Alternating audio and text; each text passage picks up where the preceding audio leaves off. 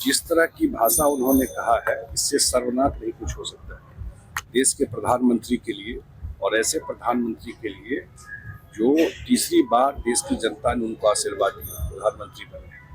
और प्रधानमंत्री जी का मुझे लगता है कि एज गैप भी कितना है दोनों के, और इस तरह की भाषा का प्रयोग करना देश के प्रधानमंत्री के लिए, देश के मान प्राइड होता है पूरे देश के प्रधानमंत्री। तो ये कल्चर उस पार्टी में आ गया। आप देखे होंगे दरभंगा में भी इन्हीं के पार्टी के लोग प्रधानमंत्री जी के माता जी के बारे में क्या कहा। इसका मतलब नेता भी वही, इनके नीचे जो इनके नेता है चुनाव लड़ते हैं, वो पूरा का पूरा पार्टी का गालीबाज पार्टी हो गई। इसी तरह की भाषा, जैसा नेता बोलेगा वही नीचे भी वर्कर बोलते हैं। कह रहे हैं सर संविधान खतरे में आती जा रही है। संविधान तो लोकसभा में भी खतरे में ला रहे थे और उसका कुछ फायदा भी मिल गया था।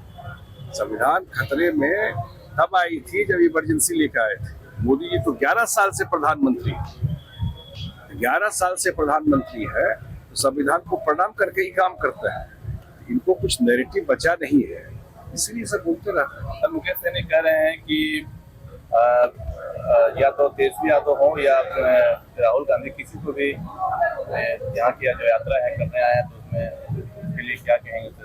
क्या किसी की तेजस्वी यादव ने जो घोषणा पत्र जारी किया है उसमें तेजस्वी अपना नाम देकर घोषणा पत्र जारी किया, जबकि महागठबंधन का ये घोषणा पत्र, ये उनका आपसी मामला है। हाँ, लेकिन जिस तरह का बात घोषणा पत्र क्या है, तो घोषणा पत्र है, उसमें है क्या?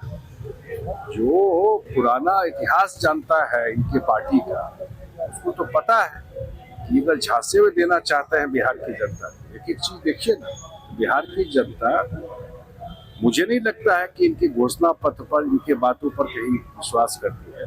अब क्या निकालता है ये आपसी चुनाव आते आते, तो कोई इनका कोई ना कोई बात हो पाई, एक दूसरे के खिलाफ लड़ते रहे। आज भी बहुत जगह पे एक दूसरे के खिलाफ लड़ रहे हैं। आपस में चुनाव अभी हुआ नहीं तो ये लोग मंत्रिमंडल का ही बंटवारा कर दे लगे। इनका तो पूरा गठबंधन स्वार्थ से भरा है। ये सत्ता इनके लिए कहते हैं न, मलाई है, सेवा तो है नहीं। तो इसलिए कुछ भी बोल सकता है, किसी तरह सत्ता हथियाओ, कुछ भी बोलो, झांसे में डालने की कोशिश करो, कुछ भी अनाउंसमेंट कर दो ये। लेकिन लोग जब पूछते हैं, आप ही लोग पूछते हैं कि भैया ये जो आप बोल रहे हैं कि कहाँ से लाइएगा, तो देखिए दाएं बाएं जवाब देने लगते हैं उस समय। घोषणा पत्र कब तक जारी हो जाएगी सर? तो हम लोग बातचीत कर रहे हैं, जल्दी। सर सरकार जैसे ही बनेगी हमारी, पलायन बिहार से रुक जाएगा। पलायन हुआ कब, ये नहीं पूछे। पलायन तब हुआ जब लोग यहाँ से डॉक्टर भाग गए आरजेडी के राज में, उनके राज में। पलायन कब हुआ यहाँ से? सारे यहाँ से उद्योगपति भाग गए, यहाँ से स्टूडेंट यहाँ से चले गए, यहाँ से जो बड़े बड़े आपको इंजीनियर, कौन नहीं यहाँ से भागा उस 15 साल में। पलायन तब हुआ। अब पलायन की हिस्ट्री तो पता कीजिए, बिहार में कब शुरू हुआ पलायन। अब तो रिवर्स माइग्रेशन हो रहा है, बहुत सारे लोग वापस आ रहे हैं। अब पलायन बिहार से नहीं होता है। हाँ, ये जरूर है कि बड़े काम के लिए कोई बाहर जाए तो अच्छी बात है। हाँ, एक इशू है कि जॉब के लिए यहाँ और आवश्यकता है इंडस्ट्री इन्वेस्टमेंट का। मुझे लगता है इस 5 साल में वो समस्या भी काफी हद तक दूर होगी। गाड़ी चालू करने की बात कर रहे हैं।